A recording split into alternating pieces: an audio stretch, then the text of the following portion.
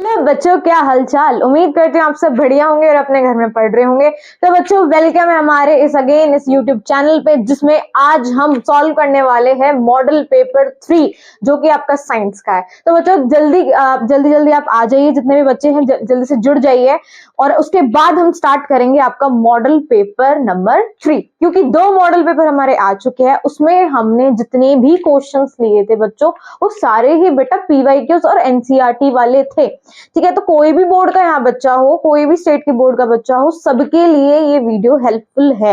तो don't worry, आप जल्दी आ जाइए और अपने अटेंडेंस दे दीजिए एक बार। ठीक है, उसके बाद हम स्टार्ट करेंगे। धमाके की क्लास होने वाली, क्योंकि सारे क्वेश्चन बहुत मजेदार उठा रखे, केमिस्ट्री और आपकी फिजिक्स दोनों मिक्सअप है सब चीजों का, है ना।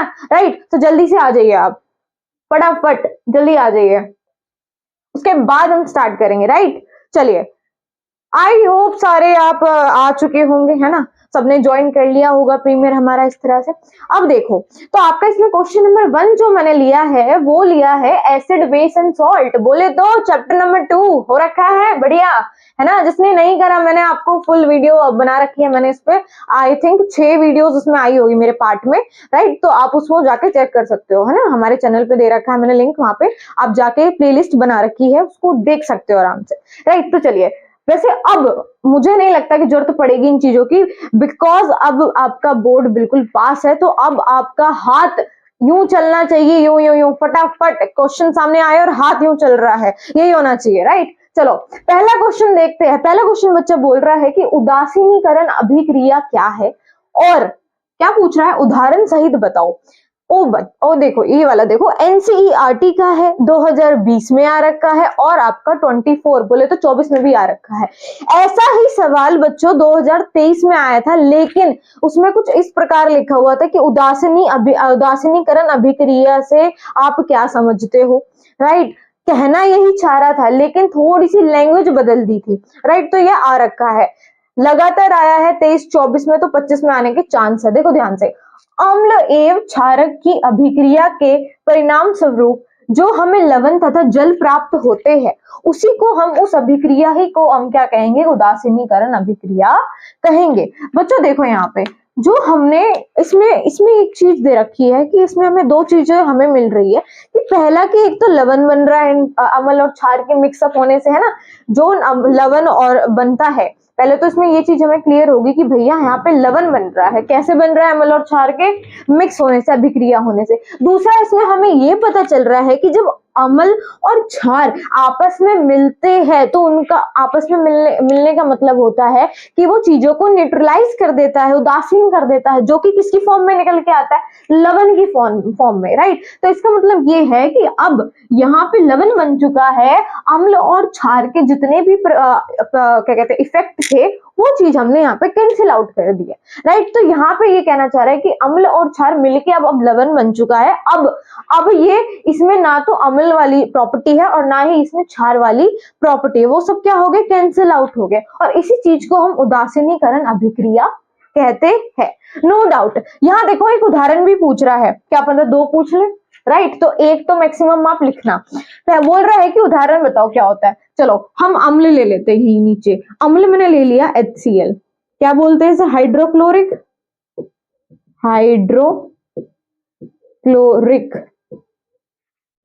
ये क्या होता है बच्चा, अम्ल होता है ना, HCl होता है, प्लस क्षार, इन्होंने बेस बोला है, बेस क्या ले लेते हैं हम, ले लो NaOH ले लो, क्या नाम है इसका, इसका नाम है सोडियम हाइड्रोक्साइड।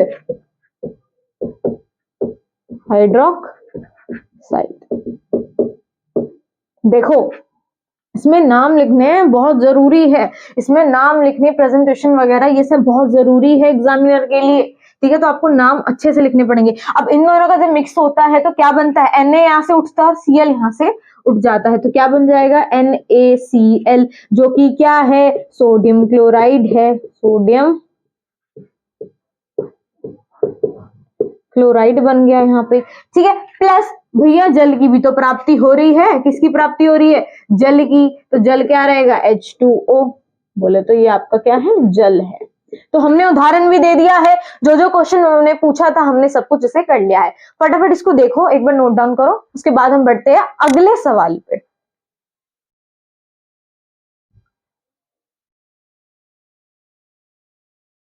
तो आई होप बच्चों आपने ये कर लिया होगा। अब हम देखते हैं सेकंड सवाल, राइट। तो बिना देरी करते हुए देखते हैं हम सेकंड सवाल क्या कह रहा है हमें।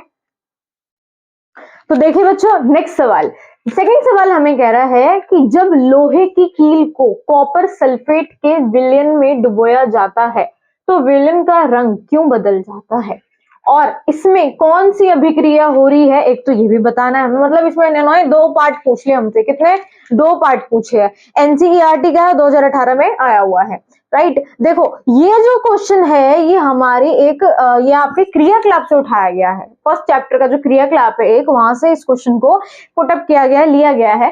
कह रहा है कि जब एक लोहे की कील को, मतलब हम एक लोहे की कील ले लेते हैं, उसको जब हमने कॉपर सल्फेट के किसी विलयन में डुबोया, हम याद करो हमने जब फर्स्ट चैप्टर में ये क्रियाकलाप बताया था मैंने, जब उसमें हमने दो क्या लिए थे आपके, एक टेस्ट ट्यूब लिया था, उसमें हमने लोहे की कील डाल दी थी और धागे से उसे बांध दिया था, है ना। और उसमें हमने क्या करा था, कौन सा सॉल्यूशन में लाया था, कौन सा विलयन था वो, कॉपर सल्फेट का, और किस रंग का था, ब्लू कलर का, डार्क ब्लू कलर का, है ना। तो कह रहा है कि तो विलयन का रंग क्यों बदल जाता है, अरे वो तो ब्लू बताया ना हमने, अब वो विलेन का रंग बदल के ग्रीन हो जाता था, हल्का सा, है ना, लाइट ग्रीन बन जाता था। तो पूछ रहा है कि ऐसा क्यों हुआ और कौन सा रंग आया, और दूसरा उन्होंने बोला है कि इसमें कौन सी अभिक्रिया हो रही है ये भी हमें बता दी जाए, राइट। तो देखो लोहा कॉपर के अपेक्षा अधिक क्रियाशील तत्व है, इस लाइन का बहुत, ये देखो ये लाइन बहुत इंपॉर्टेंट है, ये लाइन एग्जामिनर के माइंड में सीधा हिट करेगी कि बच्चे ने पढ़ा है। ऐसी ऐसी लाइंस लिख दो पहले ही कि एग्जामिनर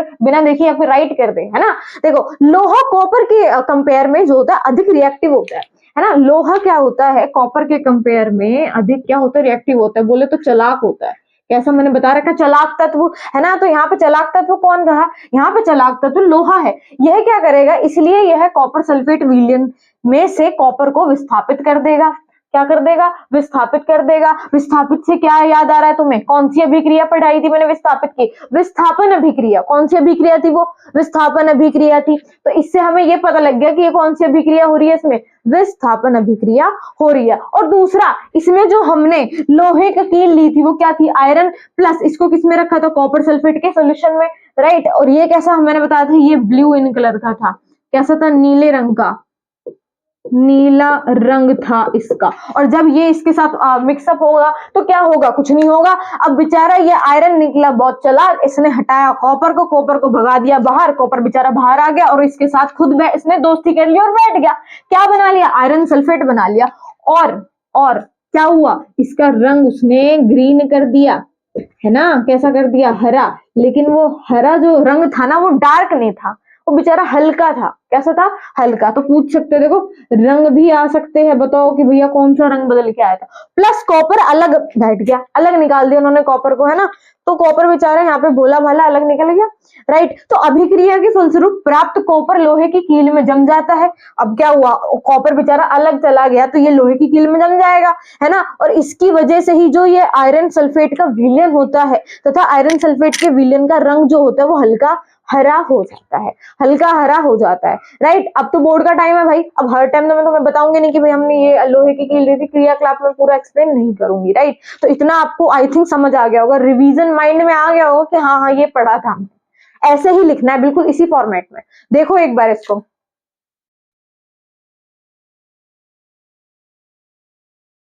देख लिया भाई, चले तीसरे क्वेश्चन पे, चलो बच्चों। तो बच्चों देखते हैं नेक्स्ट सवाल। नेक्स्ट सवाल आपका है थर्ड, जो कि है कार्बन का, है ना। Carbon is most interesting chapter in the chemistry, you know. तो इस चैप्टर में से हमने उठाया गया है क्वेश्चन, 2019 में आया हुआ है। कह रहा है कि ब्रोमोपेंटेन का आपको एक सूत्र बताना है और उसका पूरा एक स्ट्रक्चर बनाना है ना।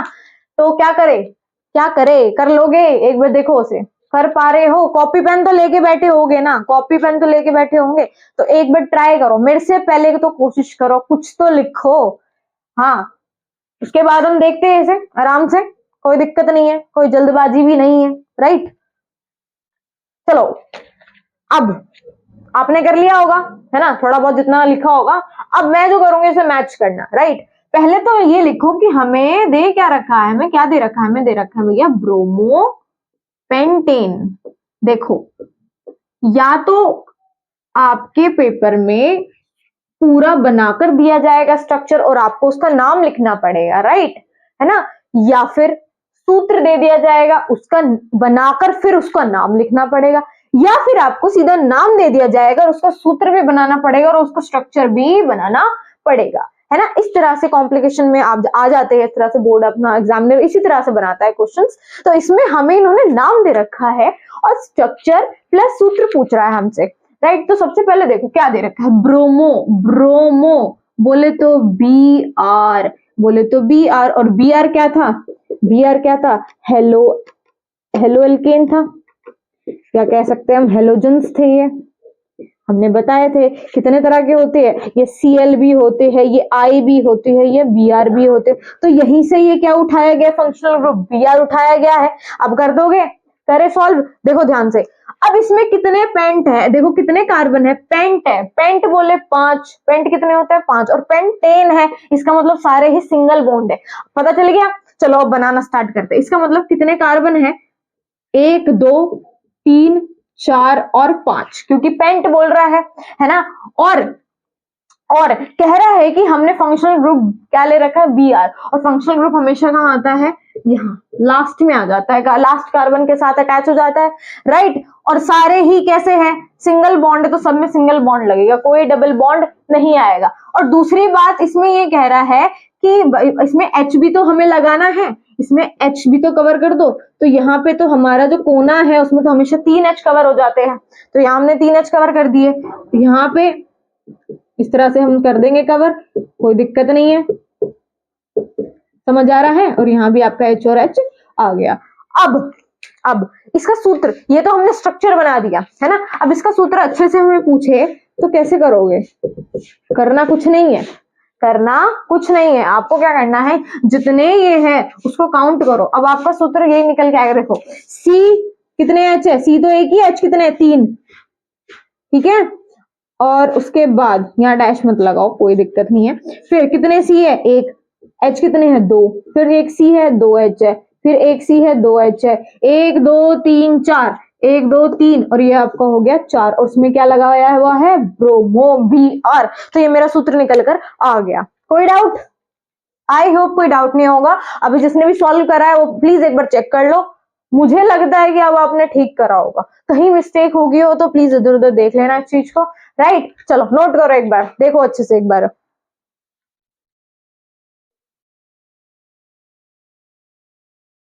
बढ़े आगे, बढ़े, चलो आगे देखते हैं फोर्थ क्वेश्चन। तो बच्चों देखते हैं नेक्स्ट सवाल। नेक्स्ट सवाल आपका फोर्थ है, कह रहा है कि उपभोक्ता की 3 श्रेणियां बताइए, ठीक है, 2024 में आ रखा है।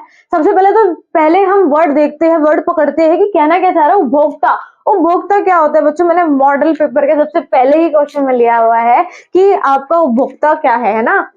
उपभोक्ता बच्चों वो चीज होती है जिसमें खुद जानवर अपना खाना नहीं बना पाते, ठीक है ना, दूसरों के ऊपर निर्भर रहते, दूसरों को मारते और खा लेते हैं, मतलब खुद वो कुछ नहीं कर सकते, खुद आलसी होते हैं उपभोक्ता, यूं मान सकते हो आप। ये होते हैं, अगर मैं और अच्छे से बताऊं तो ये कंज्यूमर होते हैं। क्या होते हैं, कंज्यूमर, मतलब हर चीज किसी ना किसी पे कंज्यूम करना, ले लेना, है ना, खुद कुछ नहीं करना, सिर्फ कंज्यूम करना। तो इन्हीं की जो श्रेणी होती है, अब भाई इनकी श्रेणी जो होगी इन्हीं की तरह होगी सारी, इन्हीं के प्रकार की होगी। तो ये 3 तरह की मैंने बता रखी है इसमें, ठीक है ना। प्राथमिक आपका जो उपभोक्ता है उसमें आपका सबसे पहला आता है, मतलब प्राइमरी कंज्यूमर है। कि पहले कैसे होते हैं, देखो पहले वाले तो होते हैं ये हरे पौधे से सीधा ही अपना भोजन प्राप्त करते हैं, अर्थात ये शाकाहारी जंतु है ना। तो ये कैसे है, शाकाहारी जंतु है, मतलब हरे हरे पौधे लिए और सीधा अटैक मारा और खा लिया, है ना, बनाया कुछ नहीं, हरे पौधे इन्होंने बनाए क्या, नहीं, खाना उन्होंने बनाया नहीं, इन्होंने सीधा अटैक करा और खा लिया, ठीक है। लेकिन इनकी एक खास बात है कि ये कैसे होते हैं, शाकाहारी होते हैं। कैसे होते हैं, शाकाहारी जंतु होते हैं। फॉर एग्जाम्पल खरगोश, चूहा, गाय, बकरी, ये सारी जो आप देख रहे हो यहाँ पे मैंने 4 एग्जाम्पल ले रखे हैं। क्या आपने कभी देखा इन चारों को कि ये कुछ और खा रहे हो हरे हरे पौधों के अलावा, नहीं, ये कुछ और नहीं खाते, राइट। तो ये कैसे होते हैं, हमारे शाकाहारी होते हैं। दूसरा जो है सेकंड सेकेंडरी जो कंज्यूमर है वो भी क्या होते हैं, जंतु है, वो भी क्या है, जंतु है, मतलब एनिमल है। लेकिन ये क्या करते हैं, प्रथम श्रेणी मतलब पहली जो कंज्यूमर वाली हमने श्रेणी पढ़ी उसके मांसाहारी जंतु होते हैं। मतलब ये कहना चाह रहा है कि ये जो होते हैं प्रथम श्रेणी में जितने भी शाकाहारी जंतु हैं उनको अपना भोजन बना लेते हैं और खुद क्या कहला देते हैं कि हम तो भाई मांसाहारी है। क्या है, मांसाहारी। तो ये मांसाहारी बने कैसे, ये ऐसे बने, इन्होंने प्रथम श्रेणी वालों में जो भी आपके जंतु थे, है ना, खरगोश, चूहा, गाय, बकरी, इन सबको खा लिया, इन सबको खा लिया और अपना भोजन प्राप्त कर लिया। ऐसे कौन होते हैं भाई, ऐसे महानुभाव होते हैं आपके सांप, मेंढक, गिरगिट आदि, कुछ भी लिख सकते हो आप, है ना। तीसरा, जो आपका टेरिटरी आ जाता है, थर्ड आ जाते हैं, थोड़े उच्च लेवल के होते हैं, मतलब हाई लेवल के होते हैं, है ना। तो हाई लेवल के काम कर रहे होते हैं, उन्होंने क्या काम कर रहे होते हैं कि भैया ये अन्य जंतुओं को अपना भोजन बना लेते हैं।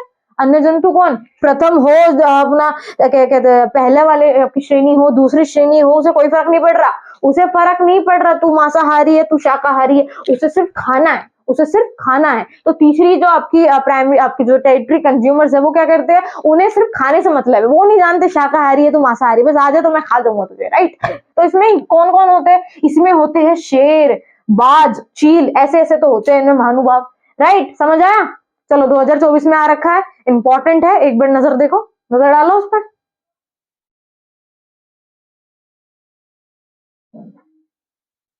चलो बच्चों अब आगे देखते हैं, फिफ्थ क्वेश्चन। नेक्स्ट क्वेश्चन देखते हैं बच्चों, क्वेश्चन नंबर 5 है। देखो फिजिक्स आ गई है, फिजिक्स आ रही है, 4 क्वेश्चन हमने अभी तक करा है। आई होप आपको 4 के 4 क्वेश्चन समझ आए होंगे, है ना। जिसको नहीं आए, आई डोंट थिंक आए होंगे, मतलब यहाँ देख लो। 5th क्वेश्चन देख रहे हो, इसमें बोल रहा है कि 1 मीटर लंबे चालक में, 1 मीटर लंबा चालक है, चालक कैसा है, विद्युत चालक है, इलेक्ट्रिसिटी वाला है, ठीक है भैया, में 2.0 एम्पियर की धारा बह रही है। भैया धारा तो बहेगी, चालक है, चालक में धारा बहेगी ना, ऑब्वियस सी बात है।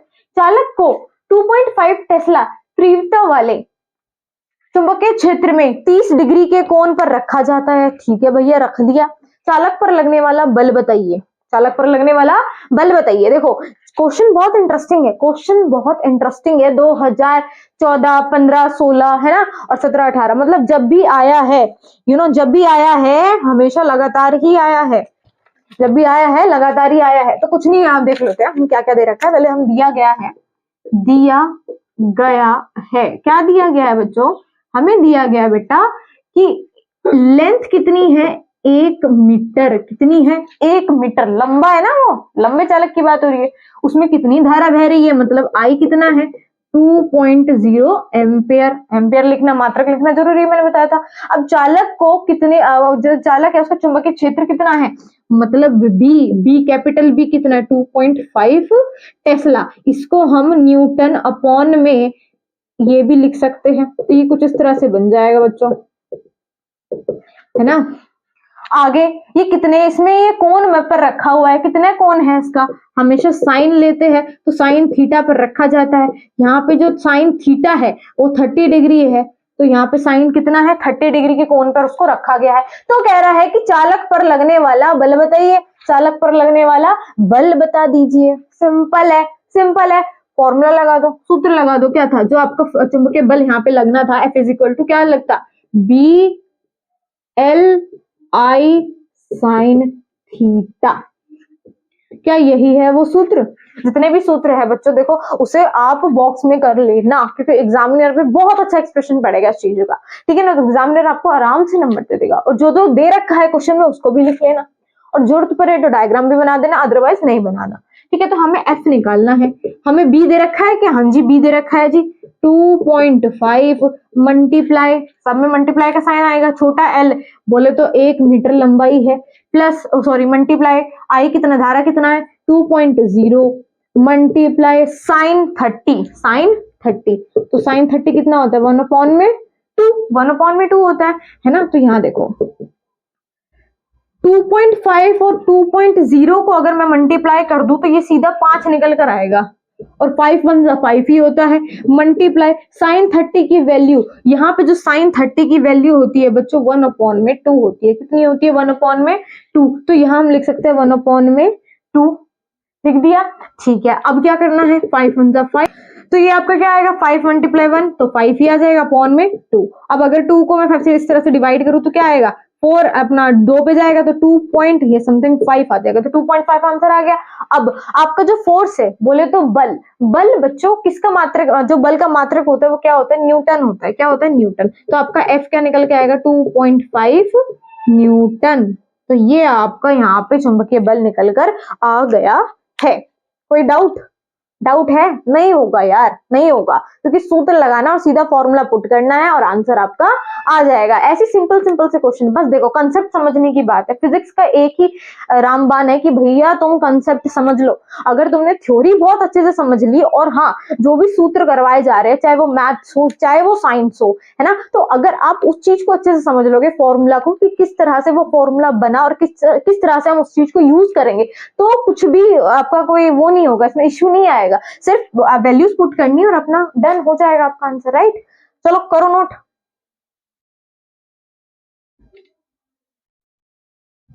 चले आगे, चलो आगे देखते हैं क्वेश्चन। चलो जो आगे देखते हैं। समझ आ रहा है? समझ तो आ रहा होगा। देखो मजा आ रहा होगा क्लास में, क्योंकि ये सारे इतने इंटरेस्टिंग होते जा रहे हैं क्वेश्चंस कि मुझे खुद मजा आ रहा है करवाने में, है ना। तो आपका तो हाथ यूं चल रहा होगा, बोर्ड है पास, है ना। देखो ये वाला जो है आपके, इसमें हमने 2 कॉलम ले रखे हैं। देखो ये सवाल जो है कि आपका आ रखा है 2024 में, ये आपका एमसीक्यू की तरह आया है, ठीक है, तो एमसीक्यू की फॉर्म में आया है। लेकिन मैंने इसको अलग से लिया है, क्योंकि अगर एमसीक्यू में आ चुका है तो क्या पता एग्जामिनर आपको अलग से भी दे दे, तो मैंने इसलिए अलग से दिया है, ठीक है। तो इसमें मैंने कॉलम ए और कॉलम बी बना लिया है, जिसमें मैंने यहाँ पे मात्रक लिख दिए हैं। क्या ले लिए हैं? मात्रक लिख दिए हैं, ठीक है। और इसमें मात्रक लिख दिया और इसमें बताना है कि किस चीज कौन से भौतिक राशियों का है, ठीक है ना। तो 1 सेकंड का मैं वक्त देती हूँ, जिसको आंसर समझ आ गया कमेंट कर दो फटाफट, क्योंकि मुझे पता चल जाएगा कि इतना तो यार तुमने पढ़ लिया, इतना तो मैंने पढ़ा दिया, है ना, बेइज्जती ना करवाना। राइट, तो चलो सोचो, 4 ही है यार, इतने सिंपल है, ठीक है ना।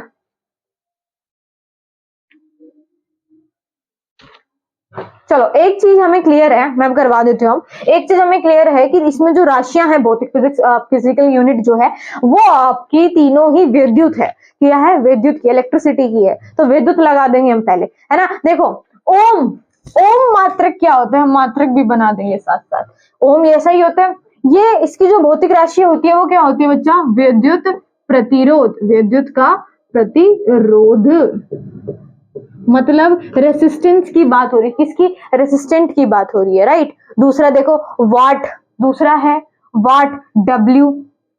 अब जो आपका डब्ल्यू होता है, वाट होता है, वो किसमें आपका फिजिकल यूनिट क्या आती है, उसकी जो फिजिकल आपकी जो राशि आती है फिजिक्स की, वो क्या आती है? भौतिक राशि। वाट बोले तो शक्ति, वाट बोले तो पावर, है ना। तो विद्युत शक्ति, कोई दिक्कत नहीं, यहां तक कोई दिक्कत नहीं, ठीक है। आगे देखो एम्पियर, एम्पियर बोले तो अरे यार मैम कितनी बार करवा रखा है, धारा धारा धारा, विद्युत धारा, है ना। आगे वोल्ट, भैया वोल्ट विद्युत विभवांतर यार,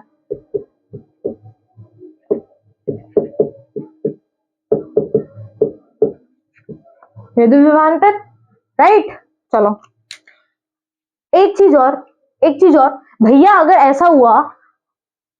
ऐसा हुआ कि ये चीज आपको लिखी हुई आ गई और बोल रहा है कि मात्रक बताओ मुझे, कर लोगे? अरे कर लोगे क्या? अगर ये चीज लिखी आ गई और ये बोल रहा है कि भैया ये लिख दो, तो तुम लिख दोगे? आराम से लिख दोगे ना, कोई डाउट तो नहीं है इस चीज में, है ना। एक सेकेंड यार, विभवांतर में मुझे लग रहा मिस्टेक होगी यहाँ पे। आई थिंक इसके वी आना चाहिए था यहाँ वो, और यहाँ पे ओ आना चाहिए था, है ना। चलो कोई बात नहीं, ठीक है। नोट कर लिया भाई, नोट कर लिया, 2024 में आ रखा है, इंपॉर्टेंट है, नोट कर लो, ठीक है। छोटी छोटी चीजें है, आ जाती है। चलो आगे आगे देखते हैं क्वेश्चन। चलो बच्चों, तो बच्चों देखते हैं अगला क्वेश्चन। अगला क्वेश्चन आपका 7th क्वेश्चन है, जो कि आपके ह्यूमन आई से लिया गया है। कह रहा है कि श्वेत प्रकाश के विक्षेपण से आप क्या समझते हो, ठीक है। और कह रहा है कि इसके प्राप्त रंग का क्रम भी बता दीजिए हमें साथ साथ, ठीक है, बता देंगे। फिर कह रहा है कि इस प्रकाश गुजरने पर न्यूनतम व अधिकतम विचलन किन रंगों का होता है, वो भी आपको हमें बताना है। आया हुआ है 16, 17, 18, 20, 22, 23, है, ये तो बहुत ज्यादा कुछ आ गया है ना। तो आ सकता है भाई, चांस है, 3 क्वेश्चन मिक्सअप हो रहे हैं, तो चांस है बच्चों, ठीक है। चलो, ये कहना चाह रहा है कि भैया जो आपका श्वेत प्रकाश जब प्रिज्म पर पड़ता है तो 7 क्रम में डिवाइड हो जाता है, विभाजित हो जाता है, और उसी चीज को हम क्या कहते हैं, विक्षेपण कहते हैं। देखो, प्रिज्म पर पड़ने वाला श्वेत प्रकाश का 7 रंगों में विभाजित होना ही क्या कहलाता है, श्वेत प्रकाश का पड़ना। अगर वो प्रिज्म पे पड़ रहा है उसके बाद वो क्या कर रहा है, डिवाइड हो रहा है किसमें, 7 रंगों में, वही चीज आपकी क्या कहलाती है, प्रकाश का विक्षेपण कहलाता है, ठीक है। इसके दौरान क्या होता है, इसके दौरान एक पर्दा हमारे लगा दिया जाता है। यहाँ पे देखो, इसके दौरान जो आपका पर्दे पर प्राप्त विशेष क्रम में 7 रंग, अब भैया 7 रंग में वो विभाजित हो रहा है तो उस पर्दे पे 7 रंग आ जाएंगे, आगे 7 रंग, ठीक है। अब इन 7 रंग का जो क्रम होगा, इन 7 रंग का जो क्रम होगा वो आपका क्या कहलाएगा, स्पेक्ट्रम कहलाएगा। क्या कहलाएगा, यहीं से एक चीज उठ गई, यहीं से एक और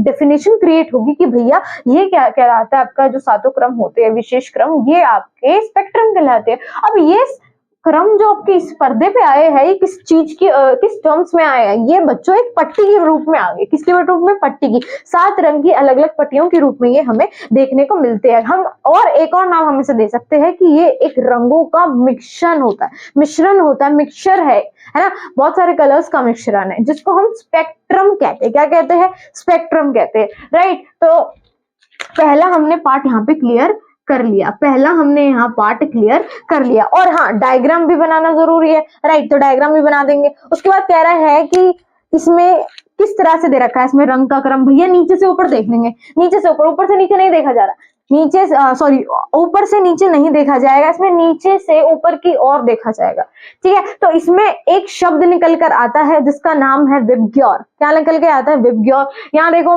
बैंगनी बोले तो वायलेट, जामुनी आई इंडिगो, नीला आपका क्या हो जाएगा, ब्लू, और आपका हरा ग्रीन, पीला येलो, नारंगी ऑरेंज, और लास्ट एंड लीस्ट जो कि है आपका लाल, बोले तो रेड, आपका रेड कलर, ठीक है। ये भी हमने शो कर दिया, ठीक है भैया, 2 पार्ट तो हो गए। तीसरा पार्ट जो कि बहुत इंपॉर्टेंट है, मैंने इसमें कनेक्ट कर दी ये चीज।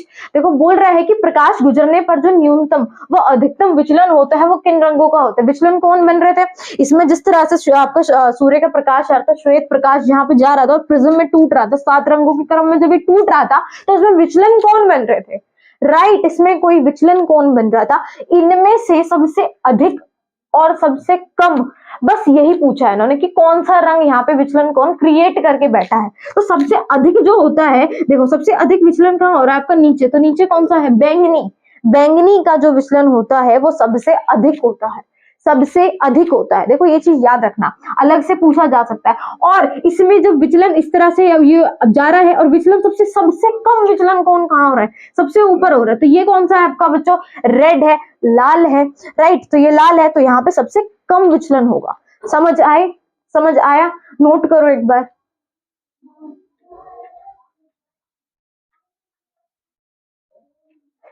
तो आई होप बच्चों इतने तो आपको समझ आ ही गया होगा, है ना। चलो, उसके बाद हम आगे क्वेश्चन देखते हैं।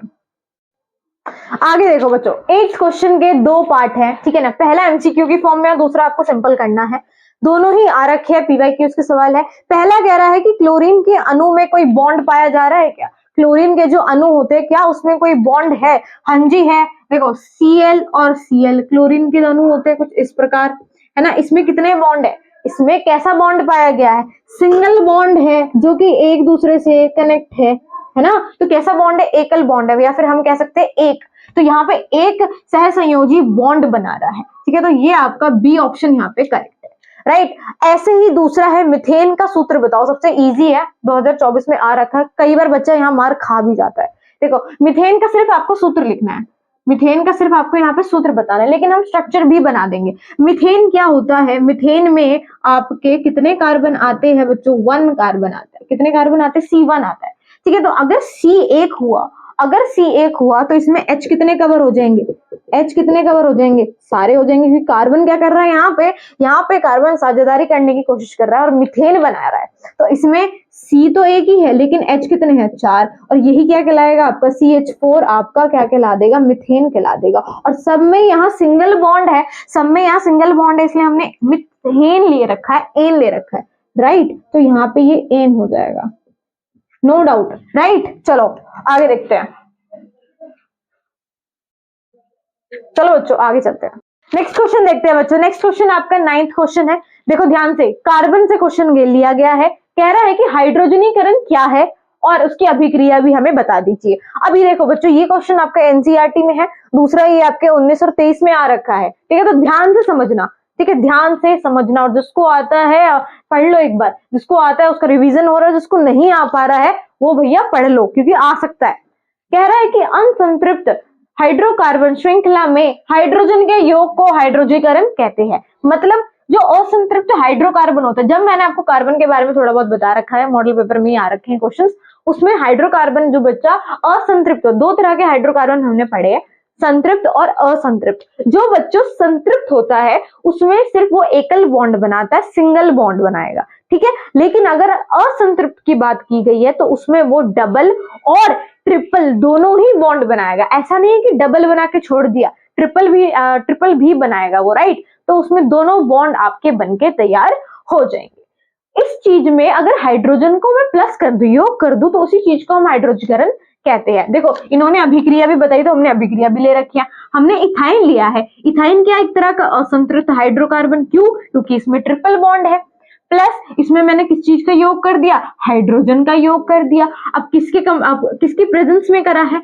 हमने यहाँ कैटलिस्ट क्या लिया है? निकल और हाइड्रोजन। और कितना टेम्परेचर आपका? 473 केल्विन आपका हमने टेम्परेचर ले लिया है। अब इसी चीज को हम हाइड्रोजीकरण कहते हैं। अब देखो ध्यान से, ये क्या बन गया? ये इथीन बन गया।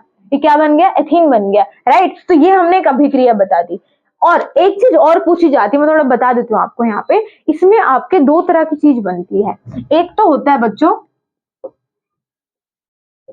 खाद्य तेल, मतलब जो हम यूज करते हैं ना, मस्टर्ड ऑयल वगैरह हो गया। प्लस अगर इसमें मैं हाइड्रोजन का योग कर दूं इसमें, तो ये भी एक तरह की हाइड्रोजीकरण ही कहलाती है, ठीक है। ये भी एक तरह की क्या कहलाएगी? हाइड्रोजीकरण कहलाएगी। कैटलिस्ट में निकल और हाइड्रोजन हमने ले लिया, राइट। अब इन दोनों का जब मिक्सचर होगा, इनका योग होगा हाइड्रोजन के साथ, किसका? खाद्य तेल का, तो ये आपका वनस्पति तेल बना लेंगे, सॉरी घी बना लेंगे, है ना। तो वनस्पति घी बना के ये तैयार कर देंगे आपके लिए। तो ये भी एक तरह की क्या है, जो ये अभिक्रिया कहलाई है, ये जो बात हो रही है वो किसके ऊपर हो रही है? ये भी एक तरह की हाइड्रोजीकरण अभिक्रिया कहलाती है, जो कि अलग से पूछा जाता है कि बताइए वनस्पति घी जो बना हुआ है, या बनकर आया है, बताओ किस चीज में आता है, किस चीज की अभिक्रिया में वो इंक्लूडेड है। तो आप आराम से बता सकते हो कि ये हाइड्रोजीकरण में है, राइट। समझ आया?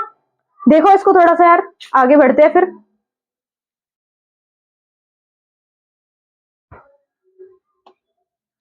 चले बच्चे, आओ गए, आगे चलते हैं बच्चों। तो बच्चों देखते हैं लास्ट सवाल आपका। 10th क्वेश्चन बोल रहा है कि रासायनिक अभिक्रिया किसे कहते हैं? भैया उदाहरण सहित बता दीजिए। सबसे इजी क्वेश्चन है, लास्ट मैंने इसलिए लिया ऐसा क्वेश्चन कि आपका कॉन्फिडेंस सही रहे, ठीक है ना। ये क्वेश्चन बच्चों 19, 20, 22, 23, 24 देखो रिपीटेड है, क्या पता आ जाए, है ना। वैसे तो बहुत सस्ता क्वेश्चन है, बहुत ज्यादा सस्ता क्वेश्चन है, आराम से कर लोगे, टेंशन ना लो।